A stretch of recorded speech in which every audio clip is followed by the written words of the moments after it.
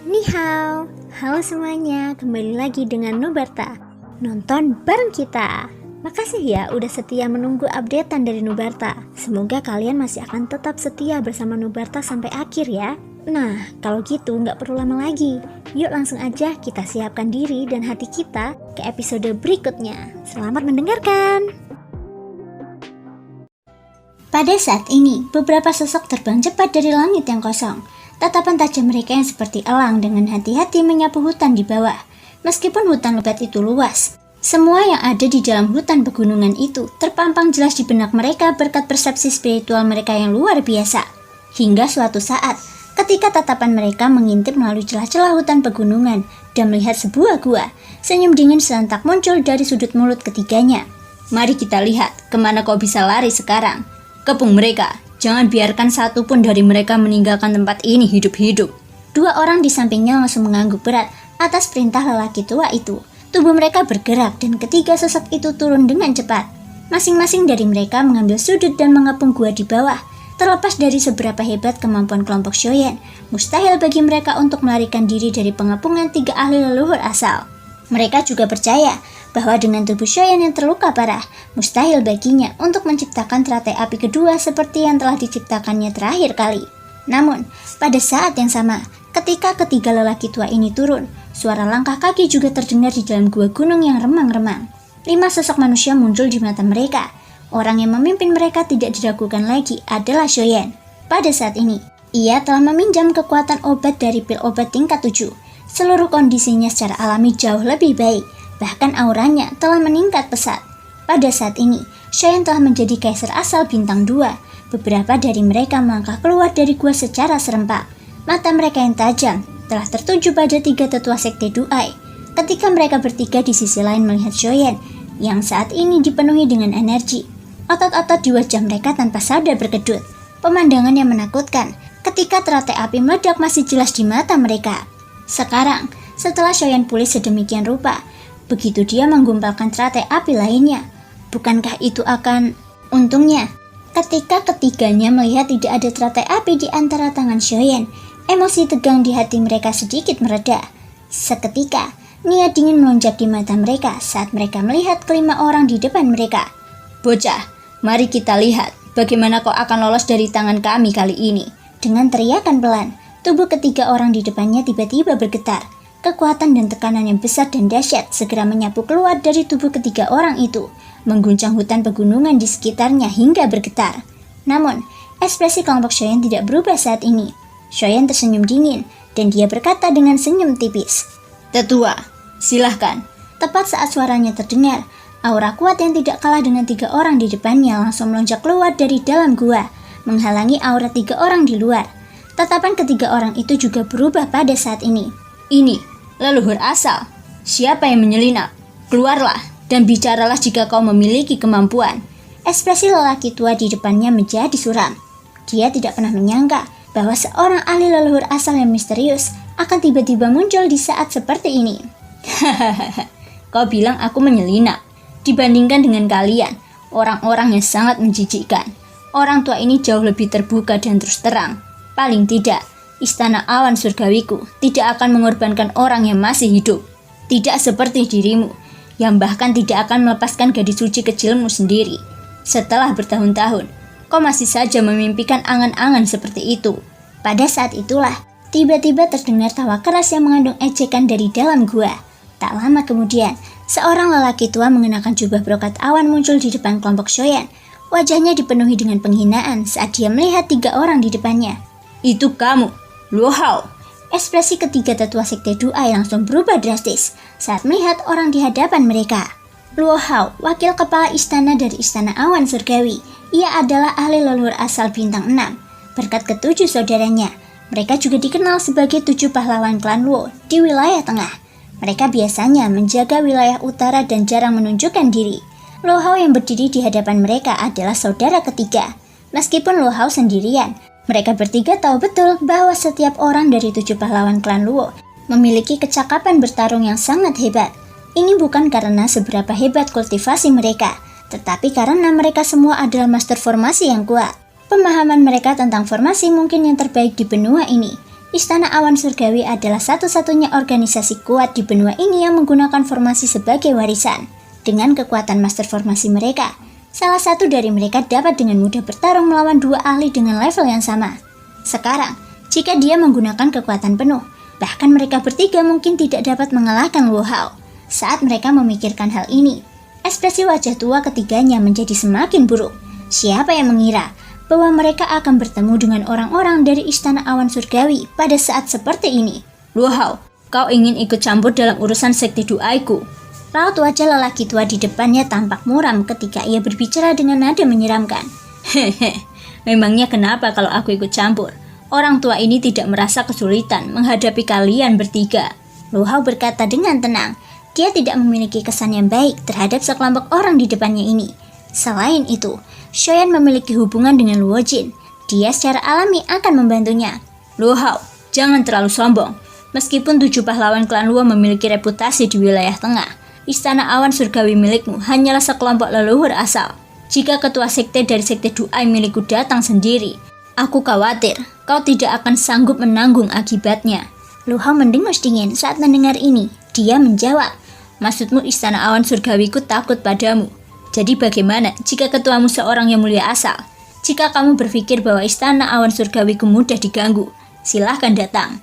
Orang lain mungkin takut dengan sekte duaimu, tetapi Istana Awan Surgawiku tidak. Kata-kata Luo Hao menyebabkan wajah ketiga orang itu menjadi semakin jelek. Istana Awan Surgawi secara alami memiliki fondasinya sendiri karena mampu menjadi salah satu dari 4 faksi besar. Ingin mengandalkan ahli yang mulia asal mereka sendiri untuk menakut-nakuti yang terakhir agak terlalu naif. Sementara, wajah ketiga ahli leluhur asal menjadi gelap. Luo Hao sekali lagi mencibir dan melanjutkan. Su Shuang, dengan kehadiranku hari ini, kau ditakdirkan untuk tidak bisa membawa pergi kawan-kawan kecil ini. Jika kau masih ingin tinggal, aku tidak keberatan membuat sekte duaimu kehilangan 3 tetua.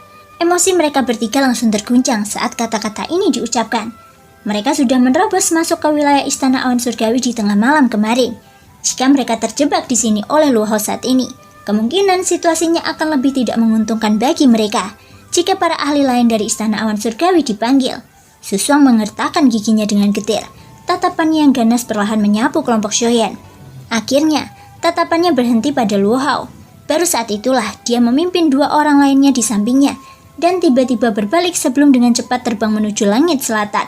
Hari berikutnya, di bawah pimpinan Luo Hao, kelompok Shoyan akhirnya tiba dengan selamat di Istana Awan Surgawi. Meskipun perjalanan itu sedikit berbahaya, untungnya mereka selamat dan sehat. Khususnya, kultivasi Shoyan telah berhasil menembus ke tingkat kaisar asal bintang 2. Ini adalah hal yang menggembirakan. Ketika mereka tiba di Istana Awan Surgawi, pemandangan di depan mereka sangat berbeda dari apa yang dibayangkan Shoyan. Istana Awan Surgawi yang disebut itu sebenarnya bukanlah istana yang sangat besar. Sebaliknya, itu adalah kota kuno yang dibangun dengan aneh dan megah. Seluruh kota ini adalah tempat Istana Awan Surgawi berada. Tembok kota kuno yang membentang hingga ke ujung pandangan, menara batu aneh yang menjulang ke awan, dan rune misterius yang dapat dilihat di mana-mana. Semua ini menjelaskan misteri kota ini kepada kelompok Shoyan. Selain itu, ini hanyalah pemandangan yang dapat mereka lihat dari luar kota. Kota ini tidak memiliki gerbang kota khusus. Seseorang hanya bisa masuk melalui formasi. Jika tidak, seseorang akan terhalang di luar oleh formasi yang menutupi langit di atas kota. Untungnya, dengan pimpinan Luo Hao, kelompok ini mampu menyelamatkan banyak masalah. Setelah memasuki kota, berbagai bangunan dengan ketinggian berbeda membuka mata mereka. Dibandingkan dengan tempat lain, Istana Awan Surgawi lebih seperti dunia yang mandiri. Mata semua orang dipenuhi dengan warna emas yang menyilaukan. Bahkan pakaian yang dikenakan sebagian besar orang seluruhnya dilapisi emas. Pakaian dalam warna emas berdiri di berbagai bagian kota seperti bendera. Di antara jalan-jalan dan gang-gang, kadang-kadang akan ada cahaya berwarna emas berkumpul, berubah menjadi banyak formasi misterius. Ini benar-benar dunia formasi. Melihat formasi yang melayang ke segala arah, kelompok Shoyan tidak dapat menahan diri untuk tidak memperlihatkan ekspresi terkejut. Master formasi yang jarang terlihat di dunia luar dapat terlihat di mana-mana di Villa Awan Surgawi. Dibandingkan dengan tempat lain, tempat ini lebih seperti surga bagi para master formasi.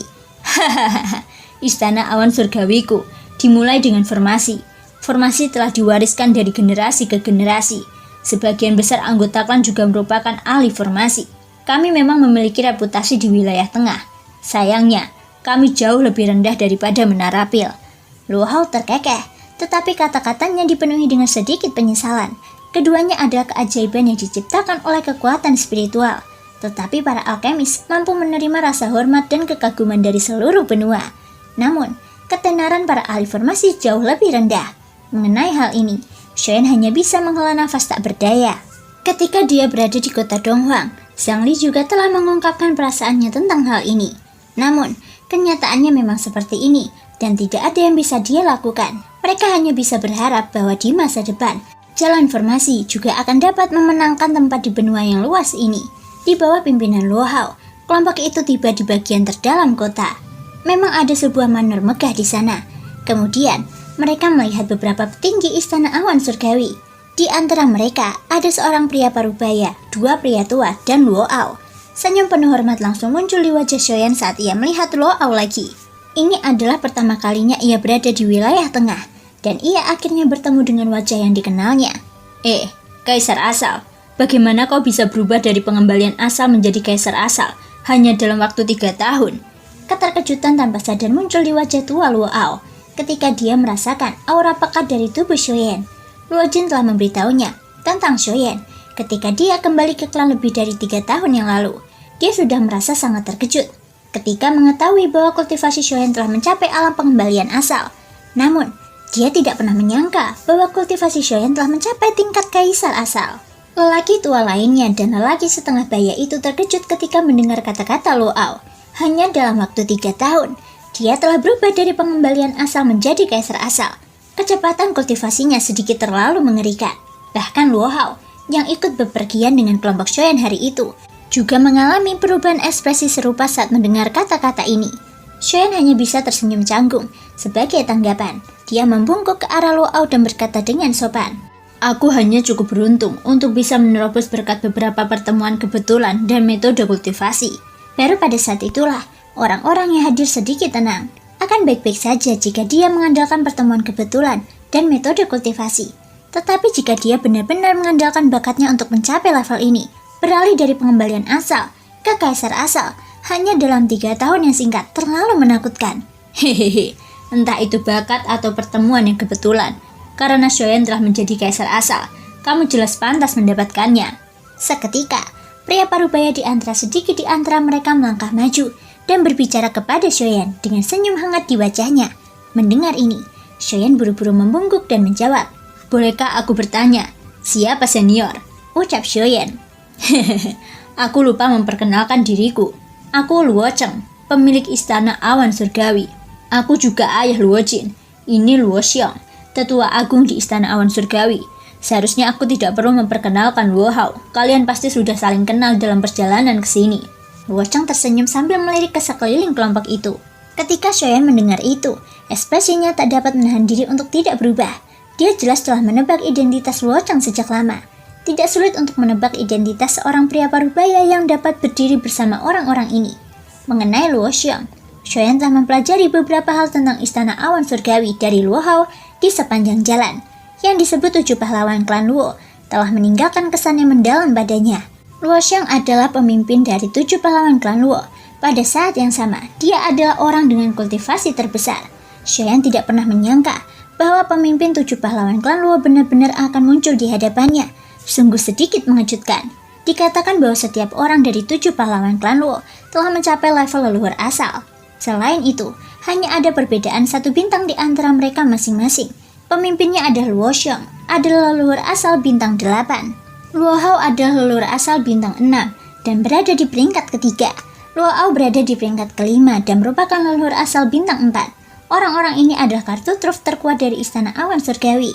Meskipun kultivasi mereka berada di bawah level yang mulia asal, pencapaian mereka dalam jalan formasi tidak tertandingi di seluruh benua. Jika mereka bekerja sama, mereka bahkan dapat melawan seorang yang mulia asal. Ini juga alasan mengapa Luo Hao tidak takut dengan ancaman Sushuang sehari sebelumnya. Tepat saat mereka mengobrol dan tertawa, sesosok berpakaian putih dengan cepat terbang dari kedalaman rumah bangsawan.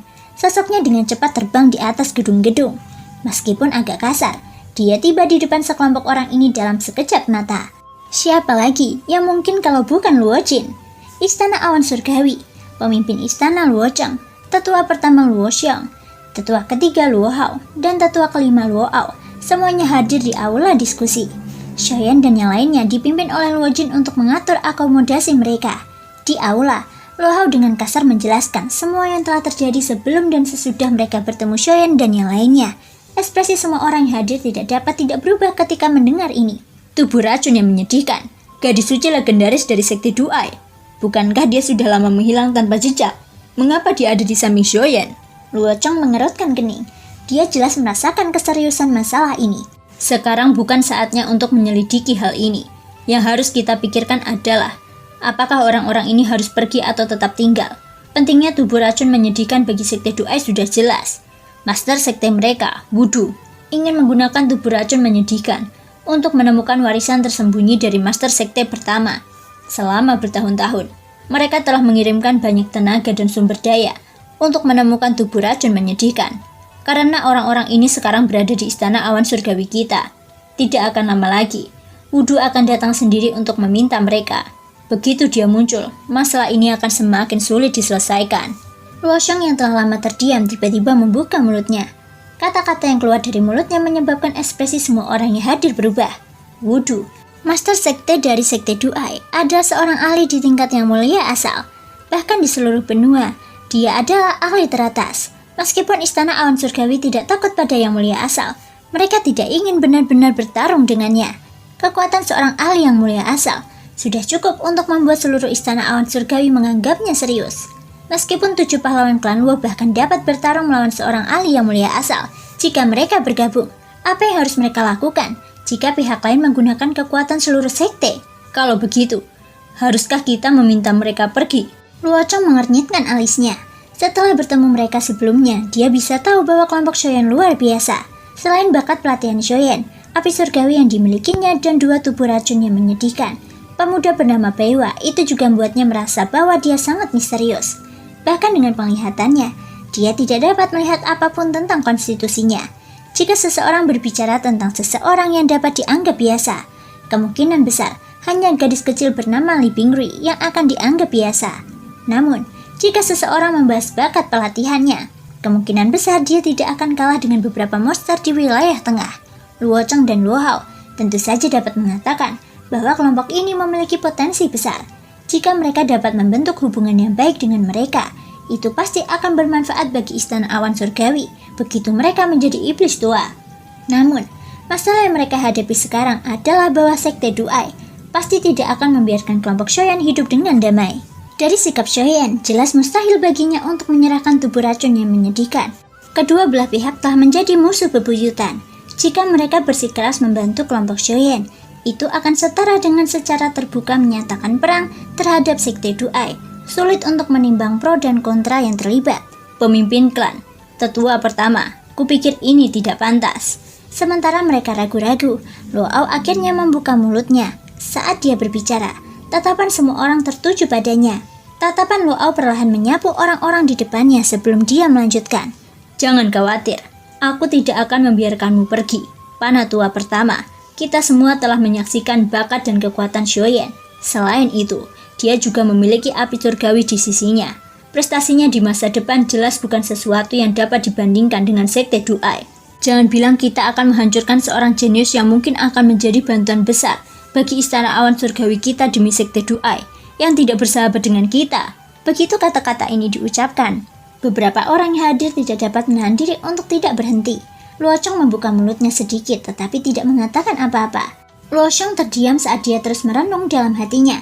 Sebagai tetua pertama dari istana awan surgawi dan orang terkuat di klan, dia tidak punya pilihan selain memprioritaskan klan terlebih dahulu. Meskipun istana awan surgawi juga merupakan salah satu dari 4 kekuatan besar, semua orang tahu bahwa istana awan surgawi hanya nyaris masuk ke dalam jajaran tersebut. Tanpa dukungan dari seorang yang mulia asal, kekuatan klan tidak dapat dibandingkan dengan kekuatan lainnya. Jika bukan karena banyaknya formasi dan reputasi 7 pahlawan klan Luo, istana awan surgawi akan lama dikucilkan dari 4 kekuatan besar. Sekarang, jika mereka memulai perang dengan sekte Duai demi Xiaoyan, apa yang menanti mereka kemungkinan besar adalah kehancuran.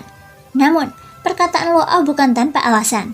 Mereka telah melihat potensi kelompok Xiaoyan. Jika istana awan surgawi bisa mendapatkan bantuan mereka, saat mereka benar-benar tumbuh dewasa di masa depan, status mereka di antara 4 kekuatan besar pasti akan meningkat. Namun, situasi saat ini memaksa mereka untuk menghadapi kenyataan terlebih dahulu. Setelah sekian lama, Luo Xiang menghela nafas dalam-dalam. Sepasang mata tuannya yang keruh menoleh ke arah Luo Cheng yang sedang duduk di kursi utama dan perlahan berkata, "Patriark, masalah ini masih terserah padamu untuk memutuskan.